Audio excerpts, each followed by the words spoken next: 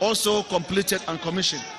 Daki Tekwas, Gumi to Sokoto, Daki Tekwas, Gumi to Sokoto border, and Daki Tekwas to Gadezema Kebbi border, constructed at the total cost of 7,569,744,195.94 kobo.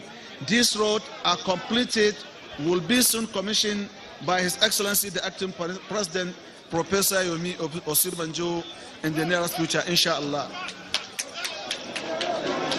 These are also other roads which were intended to commission during this anniversary, but yet are to be completed by the contractor despite the payment made to them.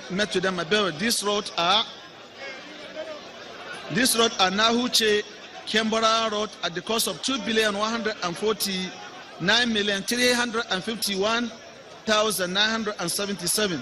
Magami, Tangulbi, Sabambirni, Bagega, and Anka at the total cost of 15,369,719,179 naira.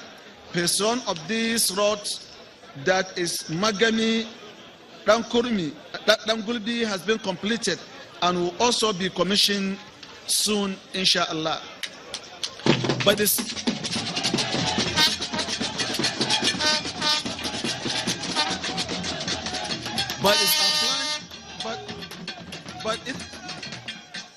it's our plan, inshallah, to commission Magami, Dangulbi, Dangkurmi, Bagega, Anka, inshallah, at mid of this year.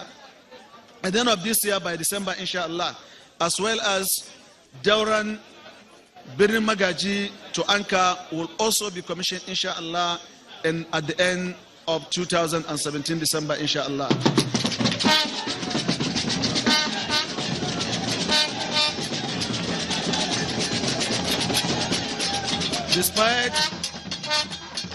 Despite enormous attention devoted to roads construction over the past 6 years, many communities are still clamoring for roads. This is because the larger part of our landmass is rural, where no roads were constructed over the years. As the population of this area swell and their farming productivity increase, the people need for roads to ease communication and transportation intensifies. I assure you that we shall continue to work for you at all times until the expiration of our tenure, our administration. Our fundamental objective of governance is to make the difference and leave behind lasting legacy, and will be appreciated by both the present and future generations, inshallah. It is important to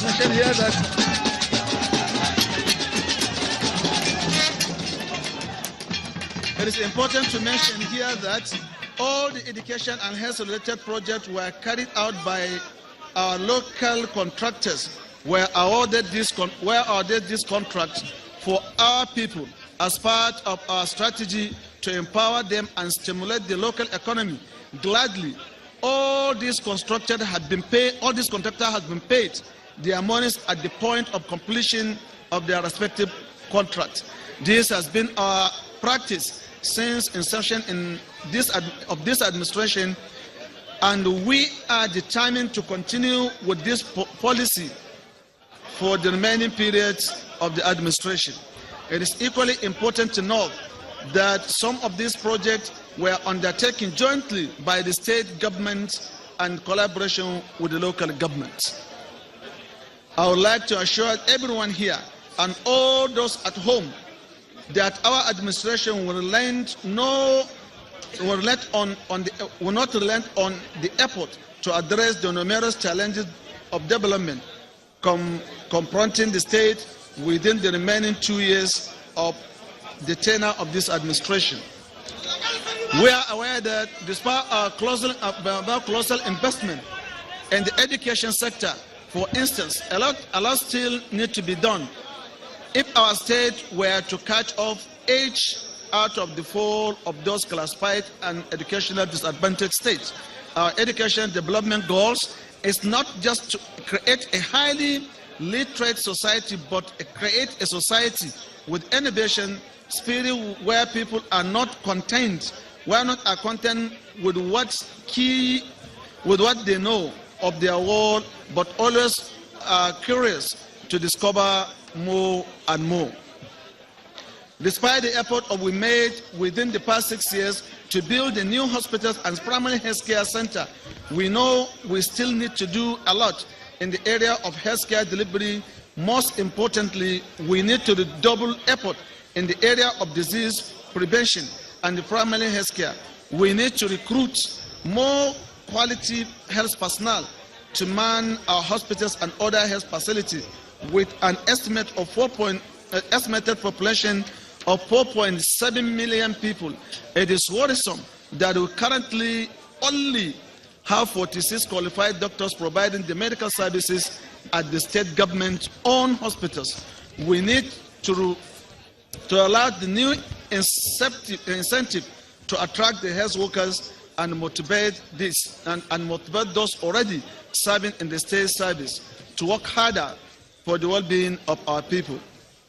Let me here call on parents and guardians to encourage their children to pursue the health and medical related courses in order for the state to fulfill the manpower need in this area. Inshallah, in this year 2017, state government will recruit the health personnel 250, which the committee has already put in place under the leadership of Professor Bilbis. We hope the committee will round up his work before end of July. I commend all the civil servants of this state for your very important role of driving the real implement of various government policies and programs within these past 6 years. We are very proud of you. I want to assure you of our commitment to fulfilling the promise made to you on this year May Day. Already implementation of annual salary increment for all categories of civil servants has been effected. Promotion will be implemented as soon as the Office of the Head of Service, in liaison with the Ministry of Finance, has completed the necessary formalities for the implementation. We are also committed to setting aside of sum of 100 million every month for the purpose of payment of workers' gratuity affected from the month of June 2017, inshallah.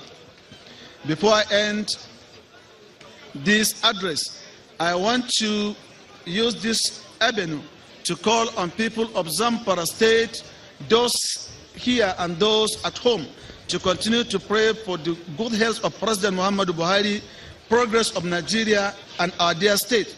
We should pray for a sufficient rainfall and good harvest. We should also seize this opportunity of the month of Ramadan to pray for our individual moral and spiritual result. As Muslims, we should all try our best to live in accordance with the tenet of Islam. Islam, like all other religions, is a moral compass that should guide us in our day-to-day life. If we are to live our lives enjoined by Allah, we should ensure the occupier of our divinely prescribed position of the touch bearer of mankind to the progress is everything that stands of good for the humanity. I call on our Islamic scholars, most especially radio and television preachers, to refrain from the massive utterances which promote the bitterness among the Ummah, from the Ummah. They should focus attention on matters that will promote unity, solidarity, sense of common purpose among the Muslim Ummah. In respect of friends, scripture and the Islamic history, the holy month of Ramadan should be a month for seeking Allah's blessing and forgiveness, as well as striving to purify our soul, but not a month for sowing the seed of discord and hatred. God has made it balance in our perception and understanding for divine purposes.